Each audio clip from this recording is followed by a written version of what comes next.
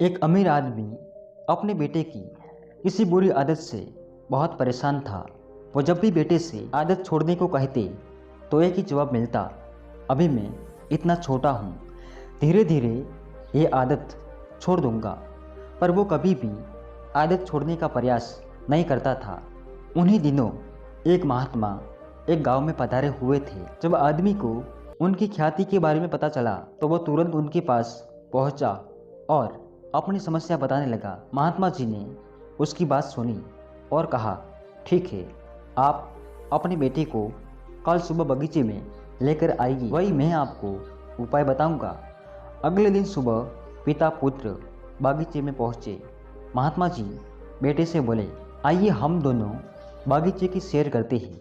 और वो धीरे धीरे आगे बढ़ने लगे। चलते चलते ही महात्मा जी अचानक रुके और बेटे से कहा, क्या तुम इस छोटे से पौधे को उखाड़ सकते हो? वो लड़का बोला, जी हाँ, इसमें कौन सी बड़ी बात है।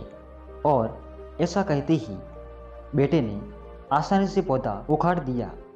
फिर वे आगे बढ़ गए और थोड़ी देर बाद महात्मा जी ने थोड़े बड़े पौधे की तरफ इशारा करते हुए कहा, क्या तुम इसे भी उखाड़ सकते हो?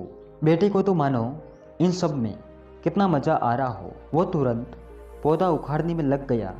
इस बार उसे थोड़ी मेहनत लगी, पर काफ़ी प्रयत्न के बाद उसने इसे भी उखाड़ दिया। फिर वे आगे बढ़ गए और कुछ देर बाद पुनः महात्मा जी ने एक गुड़हल के पेड़ की तरफ इशारा करते हुए बेटे से इसे उखाड़ने के लिए कहा। बेटे ने पेड़ का तना पकड़ा और उसे ज़ोर ज़ोर से खींचने लगा, पर पेड़ तो हिलने का नाम भी नहीं ले रहा था।